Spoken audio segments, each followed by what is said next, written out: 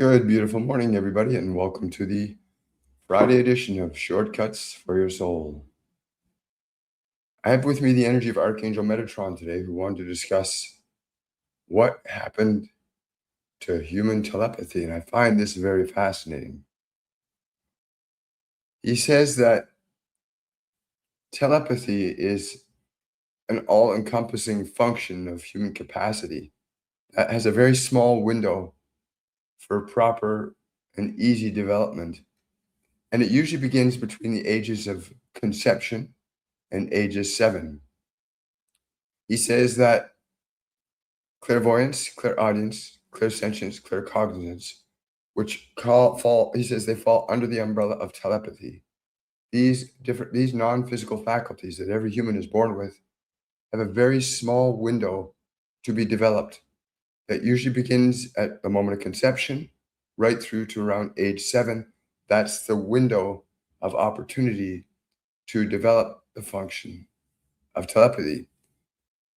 He says that too much has happened in the last 150 years of our society where functions of the outside world have taken precedence over our inner world. So most people from the moment of conception are caught up with what's going on around the zygote, the living organism in the woman's body is more sensitive to what's going on around it because the mother is also.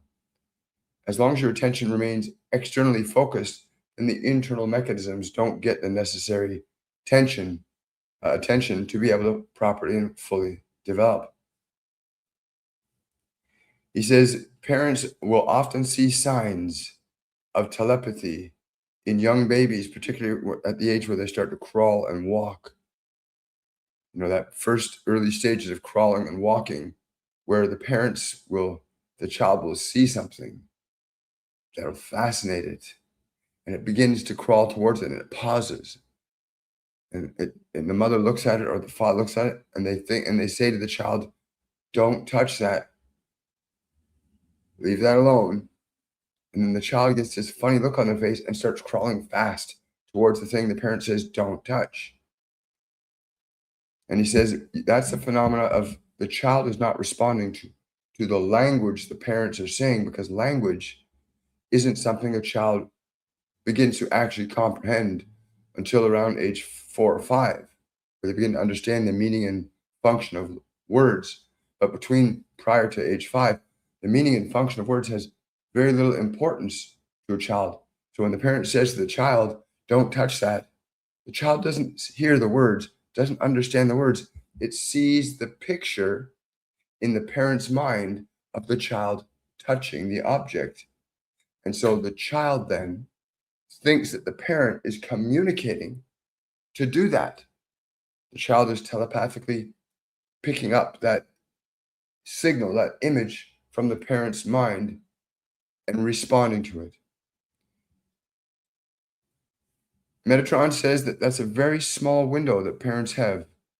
The existing systems of education that you have today pretty much snuff out the opportunity for telepathy to be properly and actively developed in children, because the existing systems of education exclusively get individuals to focus only on the external aspect of the being, the body, the mind, thoughts.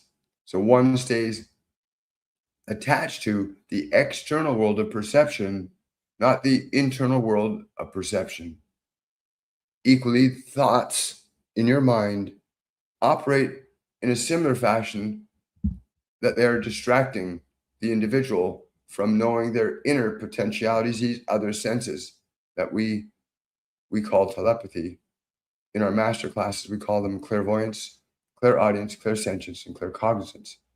So the window for children to develop that for everybody is very small. It's about a 6-year window where you can teach your child to see without eyes, hear without ears, know without having an immediate way of knowing. That's claircognizance. And to feel truly, to know the truth from feeling. He also wants you to know that it's very difficult to develop those skills after age 13. He says you can still develop it between ages 7 and 13, but it's very difficult to start developing or activating those after age 13. Now, I know because he led me to a couple of channels and places on YouTube where you can see where there are places in India and even in America where they are actually teaching children to activate these senses when they're very, very young. You can do some research yourself. Don't just take my word for it. But telepathy, particularly in the Far East, has been well recognized for many thousands of years as a valid function of seeing, hearing, feeling, and knowing. The non-sensory being, the soul, you, have faculties, just like your body has faculties. So this window is small, but when you get above 13, it gets really hard because you become so externalized. Conventional education keeps the individual almost wholly and completely externalized from its internal knowing, which is why so many of you have become dependent on external mechanisms of politics to guide you and direct you, because you've been disconnected from your own innate knowing by the very systems that were supposed to teach you and educate you, have actually taken away from you or moved you away from the natural innate abilities that you were all born with. Many of the technologies that have developed to compensate for this lost function of senses, such as cell phone technology, radio technology, these mechanisms of using what you call airwaves to communicate information through these mechanisms were developed because the individual innately wants to utilize and express its natural abilities that are telepathic. So you have created technologies to try and mimic the natural function of telepathy, so you can communicate instantaneously with what you call your cellular devices. They allow you to communicate almost instantly with anyone around the world. Well, so too does telepathy. But again, these technological devices, again, are centered around keeping you externalized from your internal faculties that would allow you to have the ability to sense, to feel, to know, to hear, to see that which is beyond the physical organism's capacity to perceive. So you have an innate ability for telepathy. Again, we break the function of telepathy into 4 primary categories: clairvoyance, clairaudience, clairsentience, and claircognizance. And these 4 faculties are your non-physical spiritual senses. If you remain exclusively externalized from those senses, they will atrophy and become non-functional to a greater extent. But that does not mean that they cannot be activated or stimulated into specific functions to reactivate those. It is possible to do that.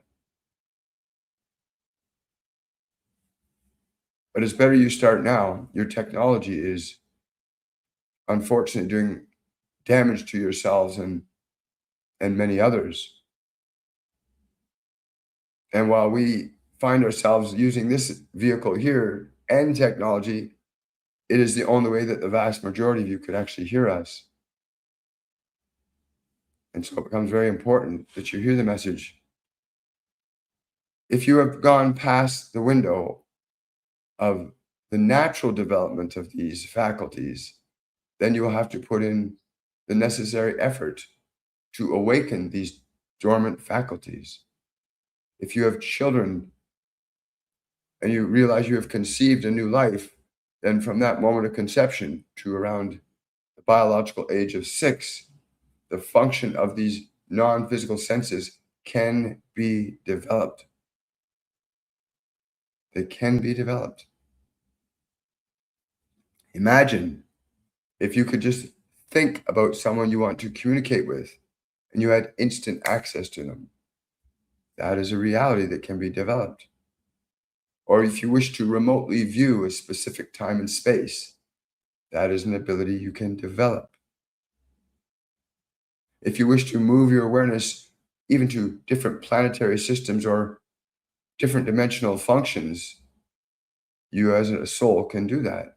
You're not bound by the locus of the identity of your body when you recognize you are not your body. But that again requires functions of learning and education that would allow you to deconstruct the identity sufficiently enough that you can reactivate your innate spiritual capabilities. Virtually every one of your great teachers upon this planet had developed those functions, applied those functions, and used those functions in order to carry out their missions without exception. It is why so many commune with the angels, the archangels, the various deities, the various divine consciousnesses that are available. But that requires that these non-physical faculties be developed. As your great master once said, you have eyes but cannot see, you have ears but cannot hear. He's not speaking of your physical ears or your physical eyes. He's speaking of your spiritual ears, your spiritual eyes, your non-physical faculties.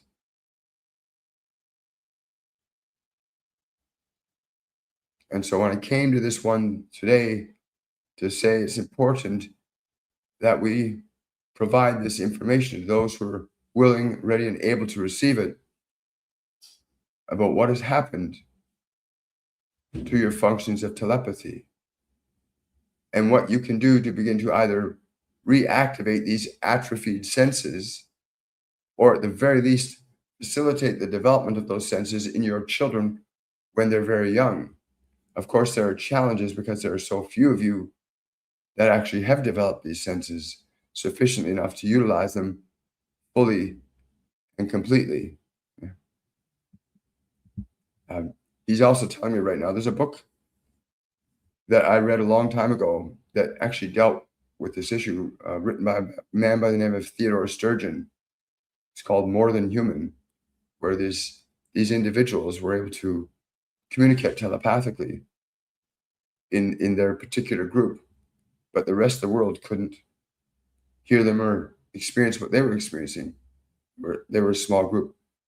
He's giving me that as an example of how the functions of your spiritual sights, your spiritual hearing, requires that you get involved in communities, what you call your Essene communities, where that function of telepathy was universal in those systems, which is one of the reasons why the existing authorities of that time spent a great deal of effort and energy on exterminating and removing from the world many of those individuals that had, as part of their social construct, developing the non-physical faculties as equally important to developing the physical faculties. You need to find others that are likewise inclined to develop these other senses. These senses allow you to know, understand, and comprehend that the physical dimension is not the only exclusive reality. Many of you live in fear and terror in this life because you have this illusionary perception that the death of the body is the end of your existence. And so you dread and fear that time. If you understood but a little who you are, you would not fear that time. And you would simultaneously delight in every single moment of your existence here, knowing that the life of experience you have in the body through which you're hearing these words is a very unique and remarkable, dare I say, even a miraculous manifestation. But you are just living in a physical organism that has these five senses that let you understand this world. But there are worlds far beyond the sensory world that can be explored, understood, and experienced. Even many of your religions will allude to such existence as the heavens, the realms of the angels. These are often alluded to, but very few can achieve an awareness of them because these faculties of perception are not developed or they are left dormant. When you come to the point of awareness where you begin the process of reactivating these dormant senses, you will begin to open a whole new world of information and communication for yourself and even those that you love. There are many beings that want to communicate with you, but many of you, your inner ears are closed, your inner eyes are blind, and you need to learn to open your ears and open your eyes so that you can see. And this was my primary reason for coming through this one today, that you understand that your almost neurotic attachment to the physical dimension as being the only reality negates a whole realm of perception and experience that if you were able to connect to that realm of information and experience would augment your enjoyment and experience here.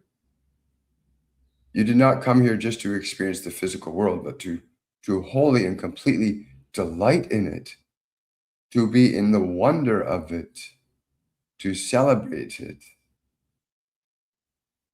And there are different ways you can do that. When you have other faculties that can give to you information, ideas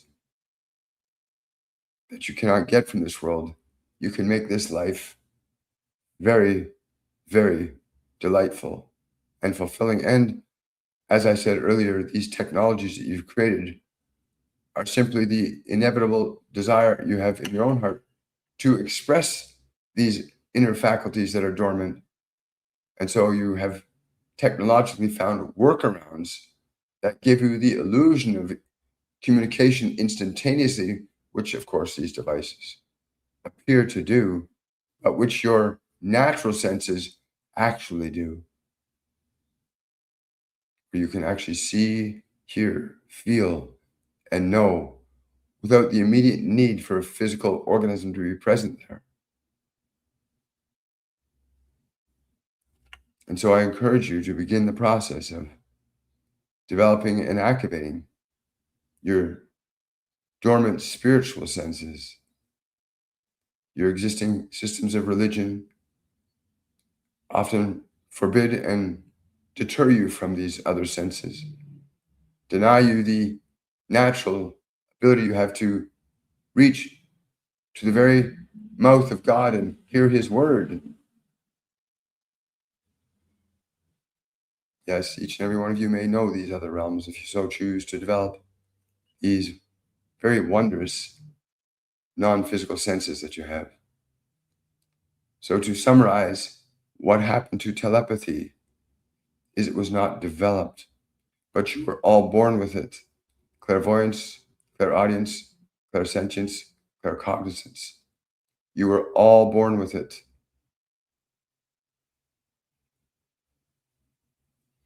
Wow.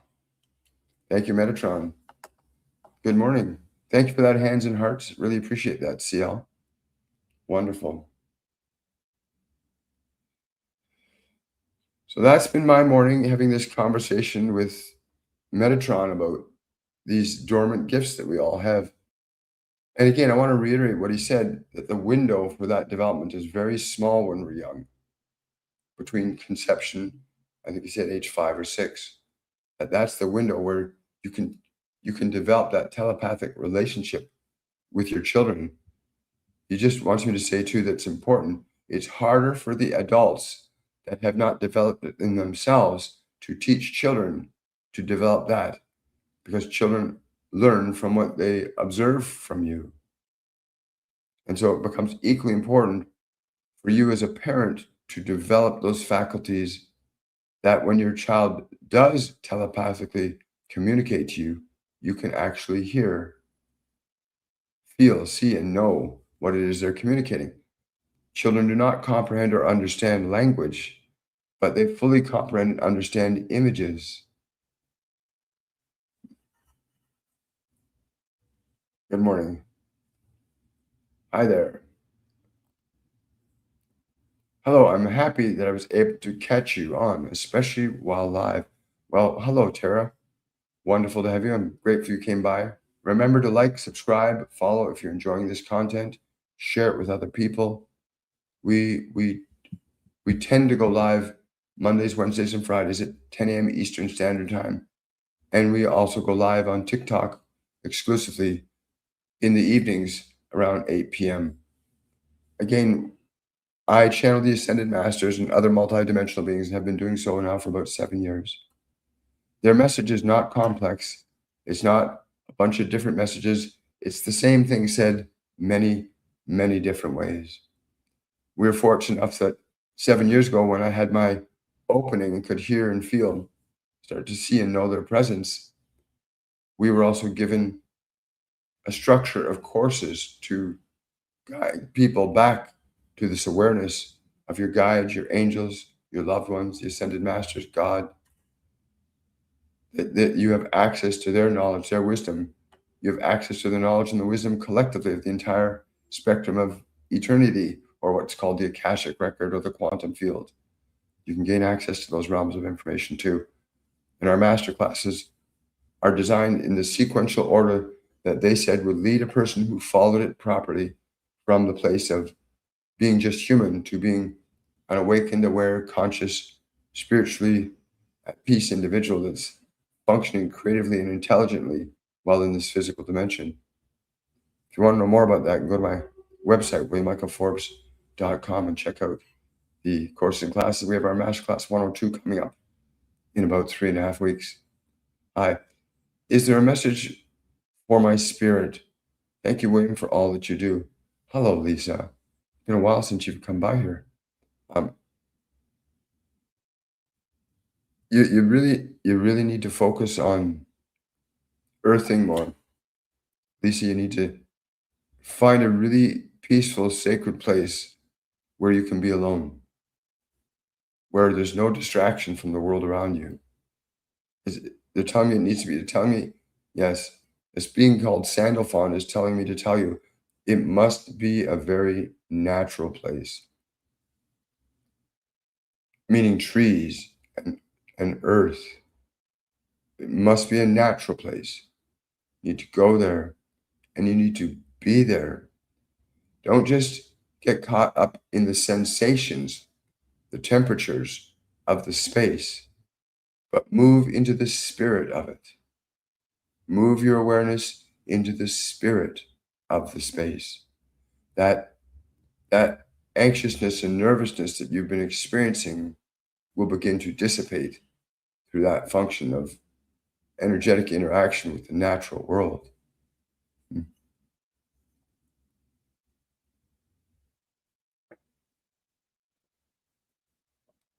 Thank you for your question, Lisa. Hello, Robert. Glad to see you here. Robert's asking on TikTok, any messages from my guides or masters? Please, thank you. Yeah, the first thing to tell him is you need to shed your fear about the future. You need to release your fear around the future. This will enable present communication and guidance to become more competently available to you. You need to release your fear about your future. And there's a lot of people, by the way, trapped in that anxiousness, which is anxiety is always connected to something that your mind believes might happen in the future. Depression is always connected to something your mind believes has happened in the past that may happen again. Depression is from the past, anxiety is about the future. And believe it or not, yes, I will.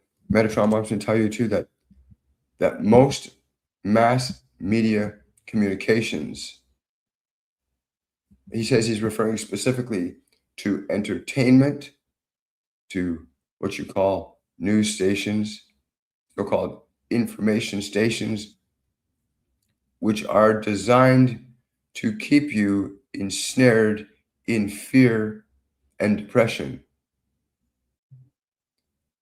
By keeping you in fear and depression, you remain disconnected from and separate from the present moment. And it's only in the essence of the present moment that you can know the truth and begin to experience the dynamic, natural connection to those of us that live in the present moment. The one you call Master Jesus, the one you call Buddha, the one you call Yogananda, the one you called Joan of Arc, the one you call Archangel Raphael, Archangel Michael, Archangel Jophiel. These beings live in the present moment. They don't live in the future. They don't live in the past. They live in the here and the now. And this is where you need to learn to live, in the present moment. Then you'll hear us. Great question, Robert. Hi. Good morning, everybody. I better check this. Sorry, guys, I just got to check this. Okay. I don't have to deal with that right now. There we go. Hi, Linda. Linda from Canada is asking, any messages from my British-born mom? I'm getting a strong no. There's nothing from her at this time.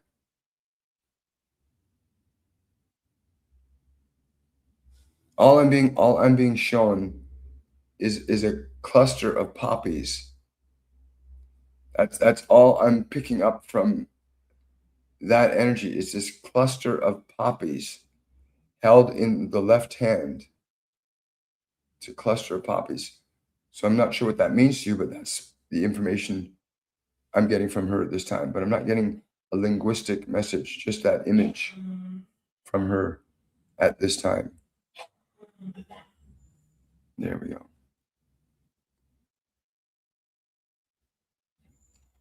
I want to say thank you for speaking on this. As a parent, that is the most natural way to describe telepathy. I've been experiencing this and other symptoms since my first consciousness of memory. Congratulations, Tara. Telepathy, the vast majority of people are organically born telepathic. Clairvoyant, clairaudient, clairsentient, and claircognizance. Like the biological senses, if you look at a newborn baby, there's little or no development or function of control over their physical body. It's mostly just the cellular consciousness reacting from memory, but there's no form of function with the senses of sight, sound, touch, taste, and smell.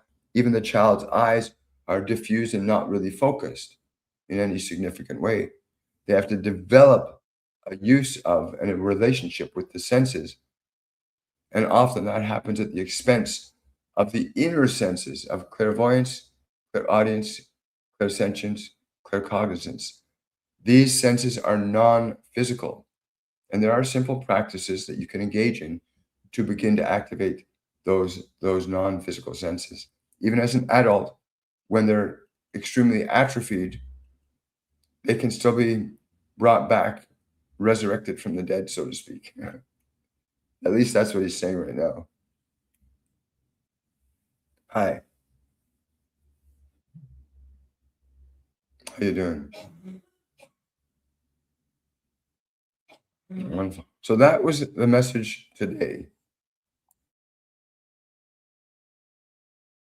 I don't think there's a need to go too much further into this. It's quite obvious.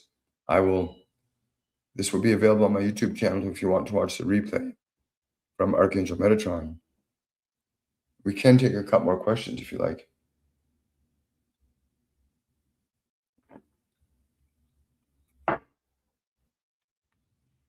Hi, Kat. Good to see you.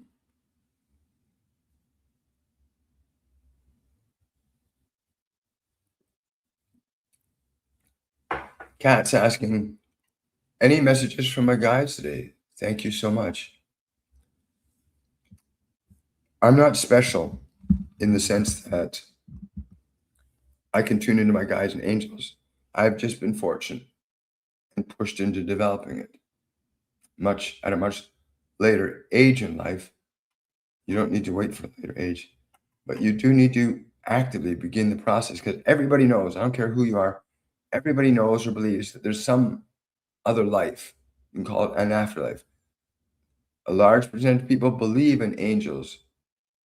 They believe in Jesus, they believe in Buddha, they believe in God. A large percentage of people believe these things. Unfortunately, those people don't know how to develop the ability to have that communion. I'm telling you how many times during readings I've had people feel they're completely cut off. They've been praying to God, praying to Jesus, nothing's happening. And it's not because there's anything wrong with those individuals. It's just that the communication line is severed or not connected. And in our master classes, we teach people very simple ways that you can begin to move your awareness out of identification with the biological organism exclusively. It's not about getting rid of or disassociating from your body. It's about activating these other senses by not having the body interfering, because your 5 physical senses will distract you. The sounds, the smells, the touches, the tastes. Your mind will distract you. Memory, expectation. The mind and body will keep you separate from your spiritual senses.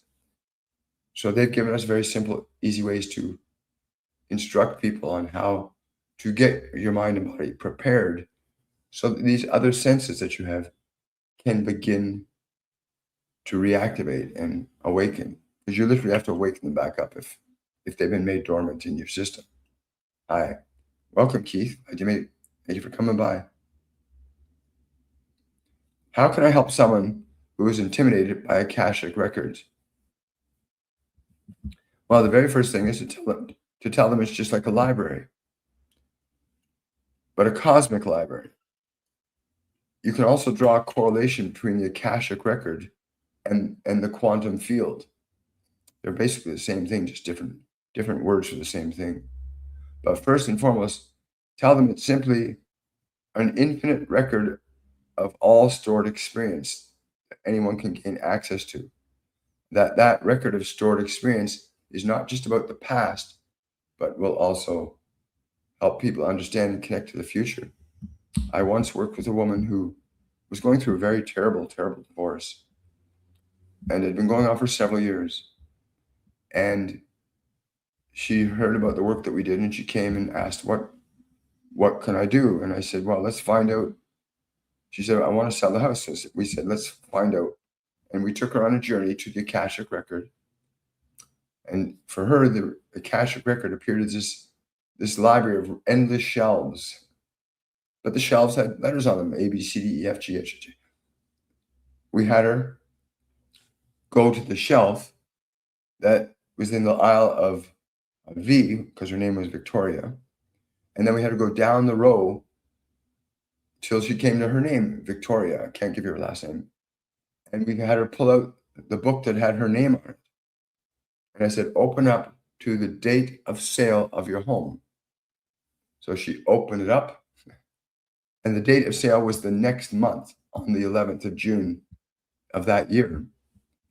And then she closed the book, put it back in, and she had the date. And literally the next month, on the 11th of June, the house sold. The long, protracted divorce was over. So it's an amazing thing, the Akashic record. It's just like a giant library. Oh, Amanda, thank you for that question, that super chat. Amanda's asking, may I ask Archangel Metatron, will my son keep his gifts as he's turning 7 this year? Or how can I help to keep him open? Thank you so much. He's saying the first and most important thing is to teach him that every single day there should be a time where he's not thinking about the world. You would call it meditation, but he needs to make specific time where he rests his body, quiets his mind. And in that place of stillness, he can make inquiry to whom he would want to speak with, we would encourage that you guide him in this, do it with him. Parents should do this with their children because parents could benefit equally by activating their telepathic gifts, not just for the children exclusively. And I would say that to you also. And in that function, it's important you guide your child to ask for the individuals that are what you would call, relative to humanity, the Most High. Individuals such as Jesus, Archangel Gabriel, Yogananda, Babaji, Buddha, Hermes Trismegistus. There are many very highly evolved beings that you want to teach your son to reach out to and commune with.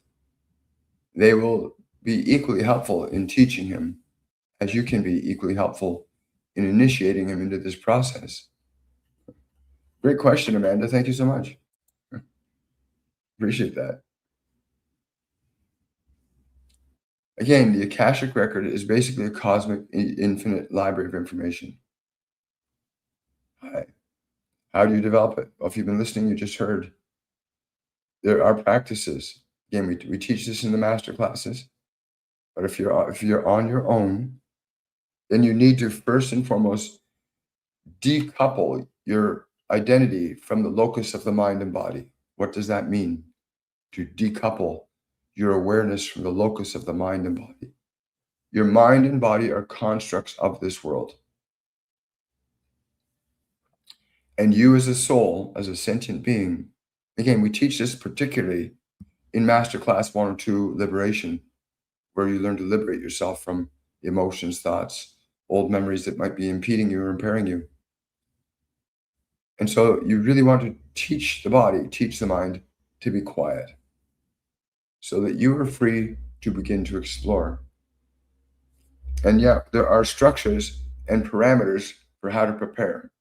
We always encourage, and we've been taught to teach others, that raising your vibration physically, mentally, and emotionally is very important. That is, you're not living in anger, you're not in fear. You want to learn to release those emotions, as the vibrations of anger, fear, guilt, shame, judgment, criticism, condemnation, gossip, these energies keep you in a low vibrational state of density. And this low vibrational state of density will attract low vibrational beings of a low vibrational density. So we train our students, as they train me, to get the mind, to get the body quiet and calm and peaceful, to bring the body mind to a place where they're not distracting you, so that you, as the sentient being and awareness that you are, can begin to explore, interact with, and connect with higher vibrational beings that have a much different understanding of life, energy, and consciousness than you do. You can learn from them as you would learn from a human teacher. You can learn from these non-physical beings as well. But again, we would add a caution to that you want to make certain that you choose an environment, choose a function of consciousness that is conducive to aligning yourself to higher states of consciousness, frequency of energy, if you prefer that term. But that is very important, that your energy is at a higher vibrational state. You see lots of demonic possessions going on in this world today. And these demonic possessions are because many people are angry, afraid, sad, lonely. These are low vibrational states that many people have been trained and induced into by mass media communications that often propagate and perpetrate dramatic storylines, violence, and aggression, which lower your vibrational frequency down, as does many of the foods and things you drink will lower your vibrational frequency down. So if you really want to understand and pursue telepathy, clairvoyance, clairaudience, clairsentience, claircognizance, then you'd be very wise to begin the process of preparing the way. As Jesus would say to you, prepare ye the way. Make your body healthy and strong, your mind clear and quiet. Make your mind a sanctuary for your being to exist in. And then you can begin to explore the other realms. Prepare the way for yourself. Thank you. Thank you for that super chat, Rainbow Patty Gamer. Please, could Spirit give me a message about the person who likes me now I will be seeing to help? Yes. Very important. Many of you are choosing relationships based exclusively upon biological tendencies. Many of you are basing your relationships primarily on biological tendencies or mere mental similarities. But the function and foundation of relationship needs to be a combination of the body, the mind, and your soul. Learning to make the distinction between those levels is very important. Understanding the personality construct in which this individual operates from is very important, as the personality construct, that is what they've been taught to think and feel and believe and act on about themselves, about others, about the world, will determine the function of their capacity in relationships. And you ask the question, why is your rate of separation so great on this planet with each other? Because many of you are choosing incompatible partners, basing the relationship only on the appearance of the body or the construct of the mind or the material nature of that person's existence. Many of you place unreal expectations, but in your case with this individual, let us tune into him specifically. Because when you ask us a question, we don't want to just offer a glib answer. We wish to give an understanding of why we would present what we present to you. But with this individual, we would say, proceed seeking to know the truth. What they think, feel, and believe foundationally about themselves and the world becomes the most important thing to understand the nature and quality of the relationships they've had before. And likewise yourself. If you're choosing relationship out of fear, then you will reap what you sow. If you're choosing relationship from a strong, powerful compulsion to realize and actualize the full expression of your love, that is a different reason. But this particular individual, we would encourage you to very, very honestly and sincerely get to know them, their values, their beliefs. Yeah.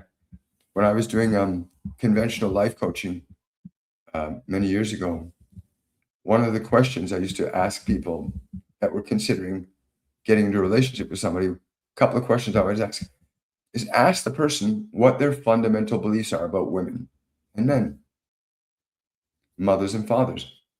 Ask them key questions about their lives, and their answers will tell you volumes. I mean, you want to be with a man and you ask him questions. What are your fundamental beliefs about women? What are your fundamental beliefs about children? Fundamental beliefs are very important, right? But pursue this with a mind that is open, not closed. Do not let the desires and needs for physical survival be that which determines the way in which you'll approach this relationship. Do not approach relationship only from the perspective of biology or only from the perspective of psychology, but from the perspective of beliefs, values, understanding the beliefs and values that another has will give you a very clear indication of their function of action in relationship to the world. Wow. Thank you, Patty. Appreciate that. Thank you so much. You're welcome. Will I be granted financial benefits for my son's neurodivergence? We're waiting the results. Hello, Hannah. It's an interesting title, neurodivergent. There are, you know, there have been many things done to humanity, particularly in the last 150 years. With regard to your question specifically, there's a very small margin of delay, by not by much, but a few weeks. But yes, the funding you need for that will come. But it would be advisable to consider what are the elements, not what are measured simply medically or physiologically, that are contributing to this divergent state, but to evaluate and consider what other elements that you might be able to adjust or alter that is exposing him to certain synaptic functions that restrict and limit his soul's functionality here. That was my guardian angel, John, by the way, that answer. What was my awakening or opening like? Great question, Jane. Well, I've had two significant awakenings in this, well, three actually. Well, there's more, but the three that stand out most, and in the order, I'll give them to you in the order in which they happened. The first significant awakening I had was when I was age 20. I was heavily into alcohol, methamphetamine, and crime, and all kinds of stuff. And I'd reached pretty much my version of rock bottom, and I was going to jump off a bridge in Toronto called the Bloor Viaduct. And that would be like 47 years ago now. And as I was about to jump off the bridge, a voice spoke to me and said, "Don't jump. Get down off the bridge. Go to the payphone. Call this phone number. Ask for this man. He will help you." And I did. I followed those instructions. And that led me to my first awakening, that something outside of me exists that I can communicate with. But I didn't, because of the state I was in emotionally, I didn't really get it. But I was introduced to the person that was on the other end of that phone that I was told to call, took me into their home with their family and introduced me to a book that changed my life called The Psychology of Self-Esteem by Dr. Nathaniel Branden. And that was my first awakening into the realization that I'm not my thoughts. Fast forward to 5 years after that, I had an experience in a class setting where I'd never been to a class where people meditated before, but I was in this class and brought through this experience of meditation. And we were told to close our eyes and take breaths. Very strange to me at the time. And the individual that was running the class, Dr. William Curry, was guiding us through this fields and climbing up a mountain. I went inside the mountain. In the mountain's top, there was a cave, and there was a mystic sitting in the cave. And he said, and he's guiding us through this. And the mystic sitting in the cave turned out to be Yogananda. I can remember very clearly now. And we were told to ask him a question. Long story short, I asked him a question, he gave me an answer. And we went down deep into the mountain, into this dark abyss within the mountain. But there was a lake that we were all jumping canoes, go through the canoes, and out into the field. I couldn't get in the canoe, and I could hear him speaking to everybody else in the group, how everybody was now out in the fields from the bottom of the mountain.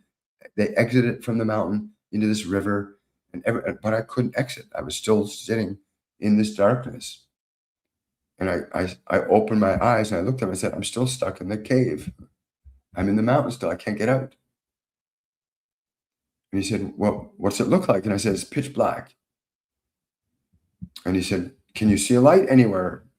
I start looking around inside this mountain, this blackness. And then I see this tiny little point of light way up in the distance. I see a tiny point of light. And he said, "Where's the light coming from?"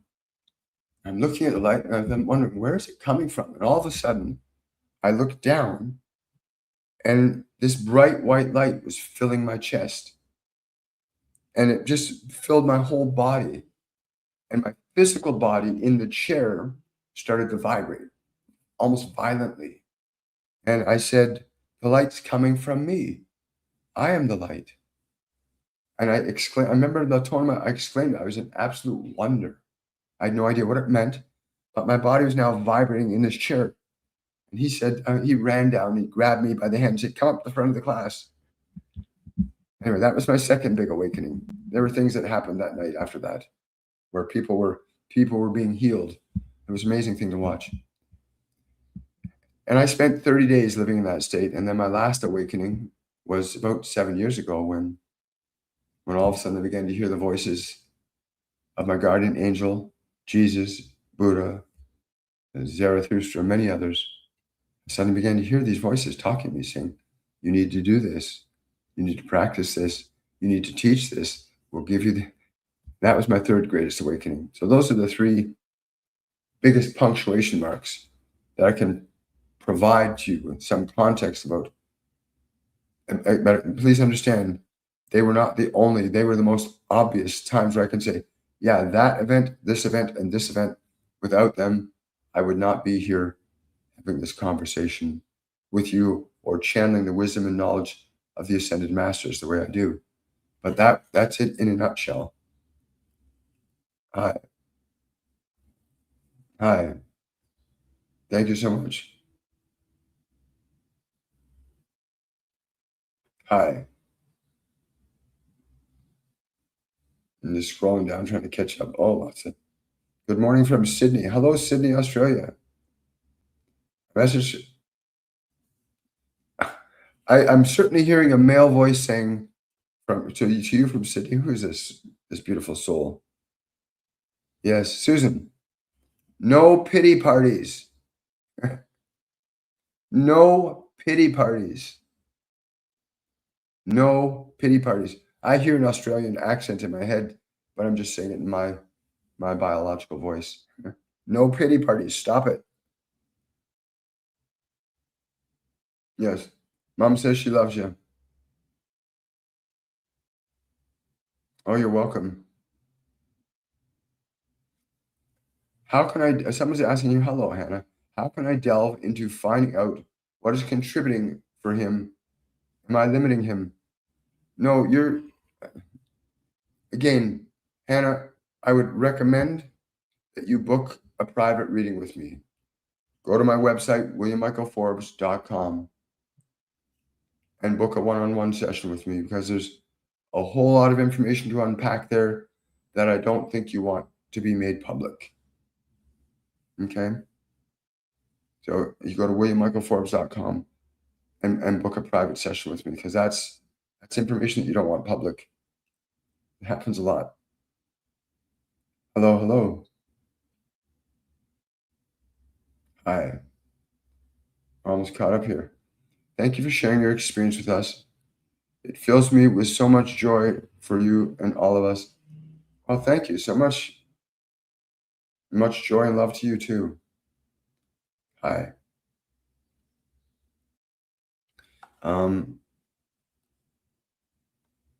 Someone saying, I thought I had cool stories. Well, that's only a fraction. I've been blessed. I've had so many divine events in my life, times where I have had guns put to my head. I've had times where people wanted to kill me, and the divine was always there with me. You have the living God inside of you. Thank you for that, heart. You have a living God inside of you. You are a living God. Understanding that in a way that doesn't get you into a power tripping, egoic, maniacal state is another thing. Because a lot of people, they can have an awareness of their divinity and become real power hungry people. You got to be careful of that. But you are part of the divine. Someone saying, I highly recommend that private session. Yeah, maybe we should, what are we on the 6th of, we're on the 6th, I think. Oh, yes. So for my patrons, by the way, my patrons, we'll be going live tomorrow night at 7 p.m. You'll be receiving all the details for the patrons only live event on the 7th of February at 7 p.m. Eastern Standard Time. Please, if you're able, is there anything important they wish to share with me? Thank you for being you. Hi, Jess. Thank you for being you too. Important. They're laughing because what you might define as important for you in the subjective position of your life may not be what's really important for you in your life. Many of you value money and things and stuff above what is really important, which is your function of love. Do you live, move, and breathe with love as the source of your words and actions? That is important. To know that if you move with love, true love, not the human fabricated version of love, but if you learn to move, think, and speak with love, then you'll understand what is really important. Then you'll begin to witness the miracle of your divine function, which is love. Your divine function is love. It is.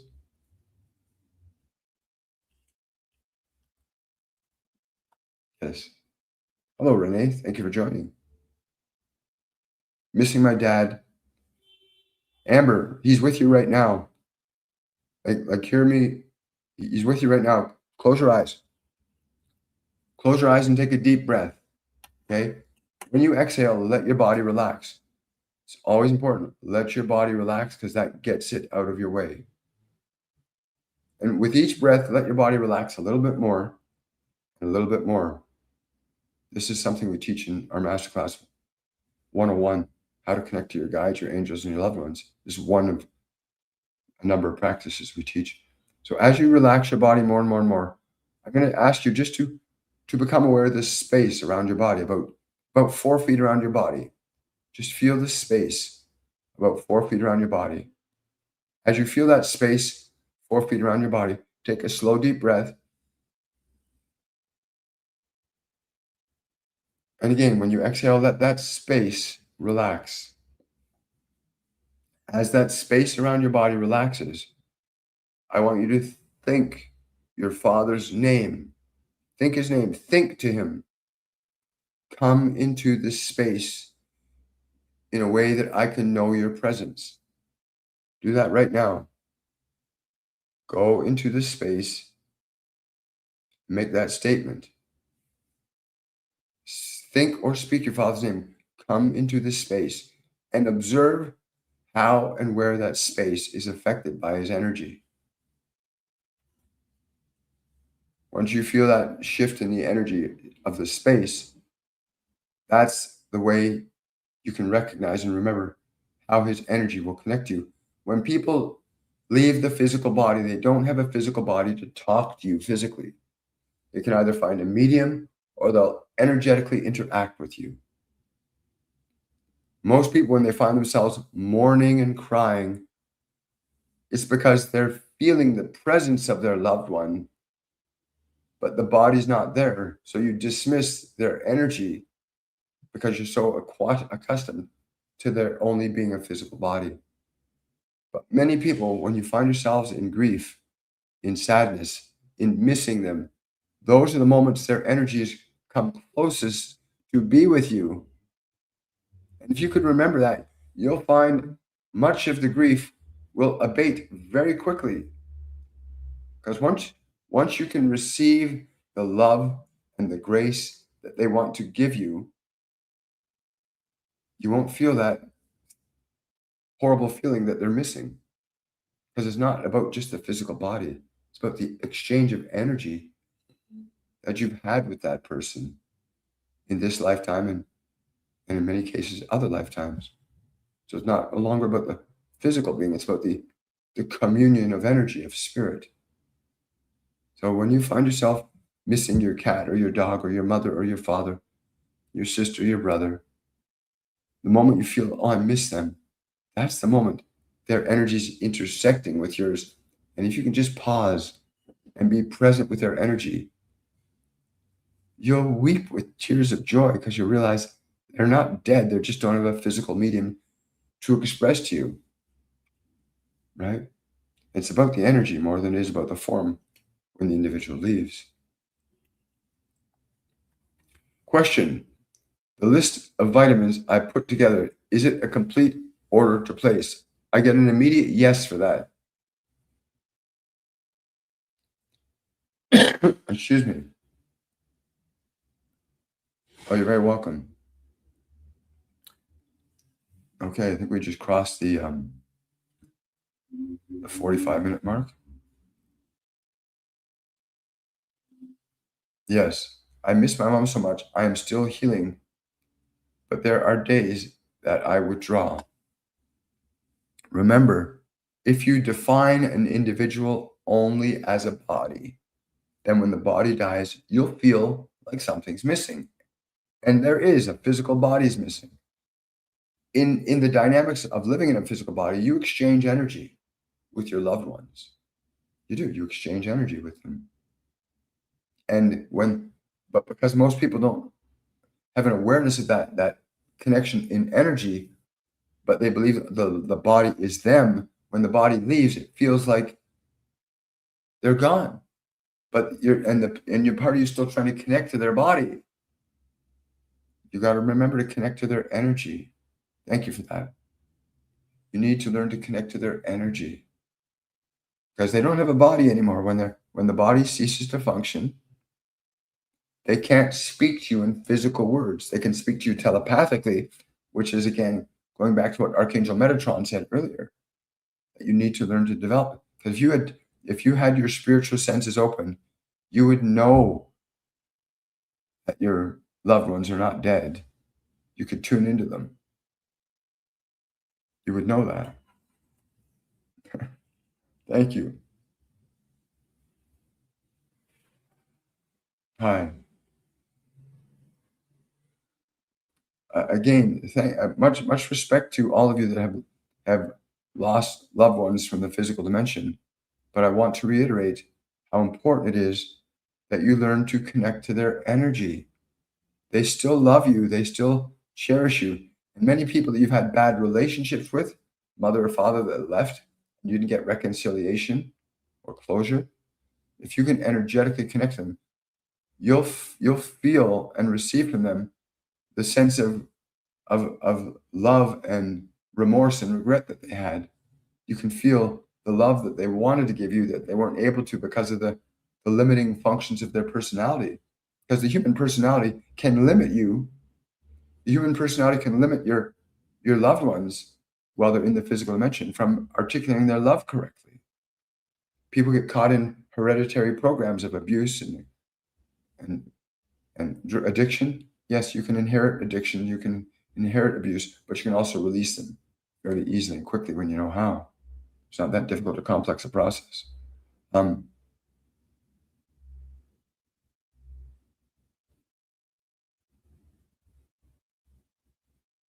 Susan, I lived in Australia for 27 years.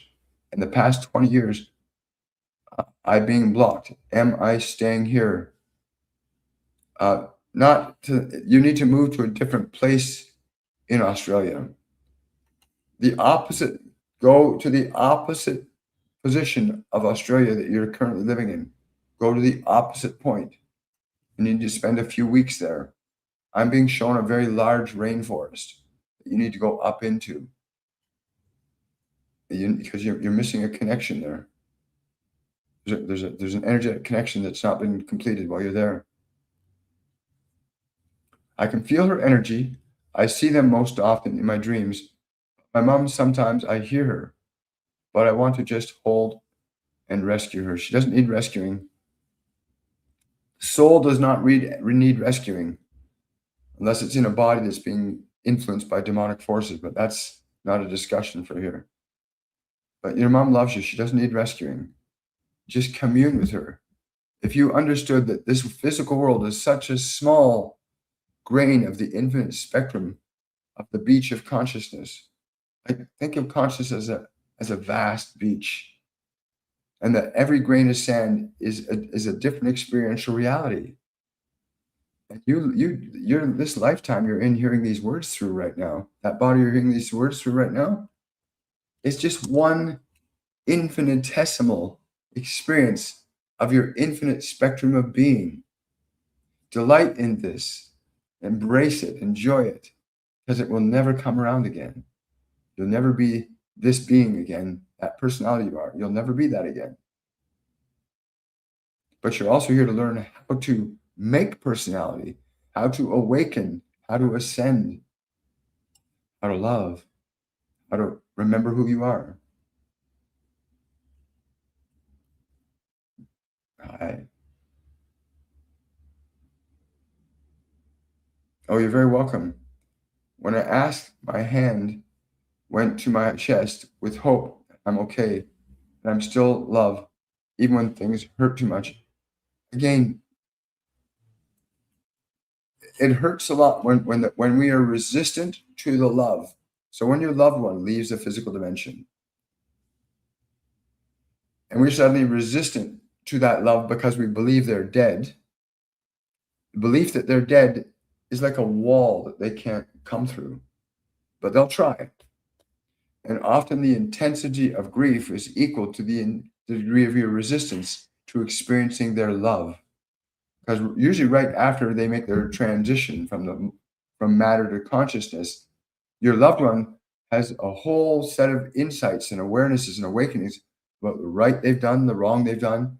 And it usually results in 90% of cases, it usually results in that loved one having a profound sense of remorse and an even more profound sense to give you love and grace in return for the things that they believe they have done to harm you in any way, shape, or form. And that love can be so powerful. A lot of people don't know how to accept that because you're so used to being treated a certain way by them. And suddenly you're getting all this love. You will resist it until you learn to not. So when you're thinking about them and they're suddenly filling your mind, that's when they're present with you. Receive their love and grace that they're trying to offer you. Let yourself receive it. Receive their love and grace. 90% of the people that leave the physical dimension come to the truth of their mistakes and their acts of goodness, and will often immediately switch to wanting to replace what they did with love. I know. So my guardian angel John says a lot of people don't understand this because they're caught in beliefs that life and death are finite things in this dimension. What's that? Ricky Gervais. Ricky Gervais is an atheist. He doesn't believe there's anything beyond this physical dimension. Boy, he's in for a delightful surprise. Very delightful surprise. Because in spite of his belief that this is the only life, you're born, you live, you die, it's true from the perspective of the personality. The one you know of as Ricky Gervais or William Forbes or Cassandra or Bob, that personality, when it ceases to function, will never exist again. In that sense, the death of the personality is a reality, but the life of the soul transcends the death of the personality. And that's the part he doesn't understand yet, right? So atheists will come to an understanding. Someone saying, book a reading with William, I warmly recommend it. Yeah, do that. It'll make a huge difference. Oh, you're very, very welcome. Did I hear about what happened yesterday in Toronto? No, I'm here now. I'm not there then. I'm here now. Hi, Melody. How can I stop my addiction to food? Bulimia, please. Hi, Melody. First, let me communicate my profoundest love to you. Now, the function of the emotion is what drives the behavior. And I'm being told to give you this with great respect and regard. When you feel the compulsion, the emotion to eat,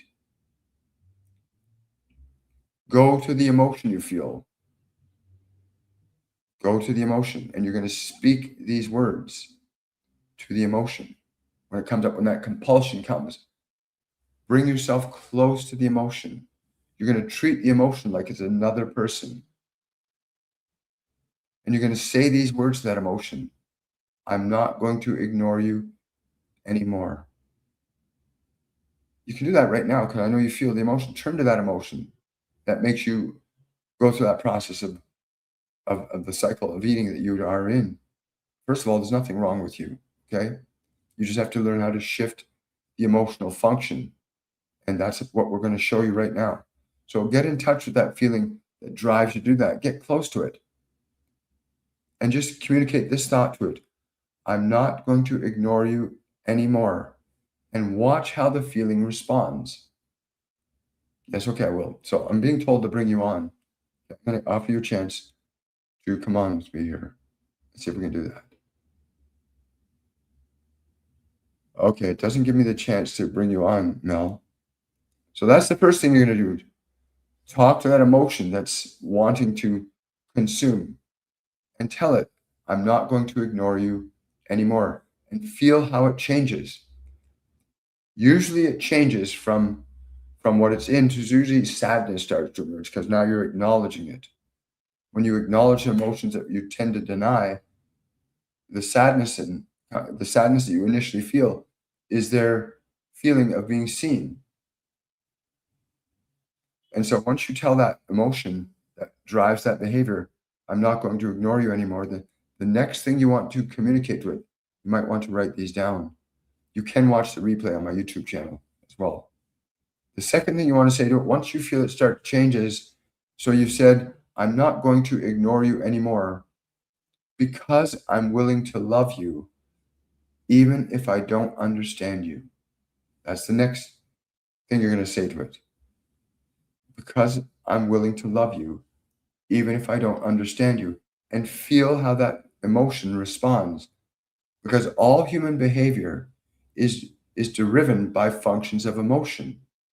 Good behavior or not so good behavior are driven by emotions. Once you change the function of emotion, then the function of behavior spontaneously changes. What most people aren't taught is how to interact with their emotional energy to be able to induce changes in it so that you can induce changes in the functional behavior.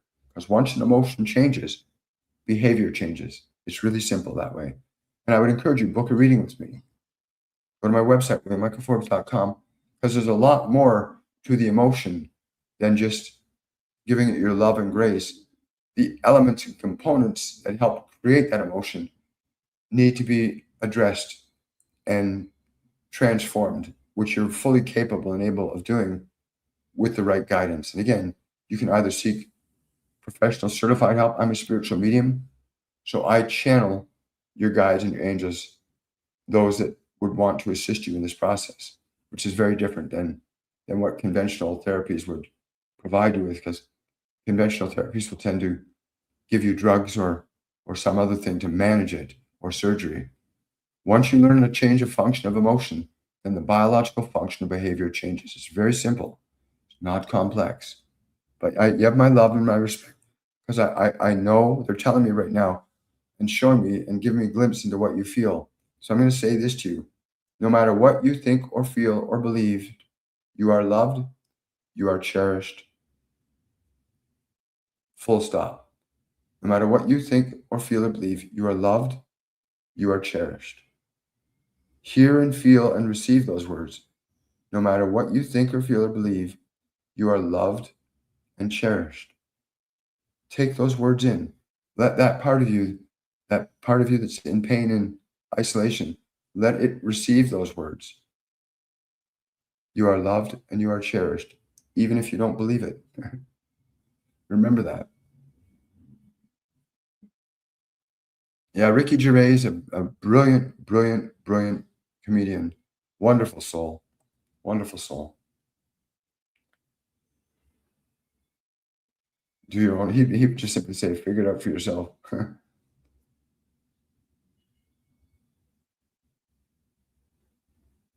Hi, we dealt with that.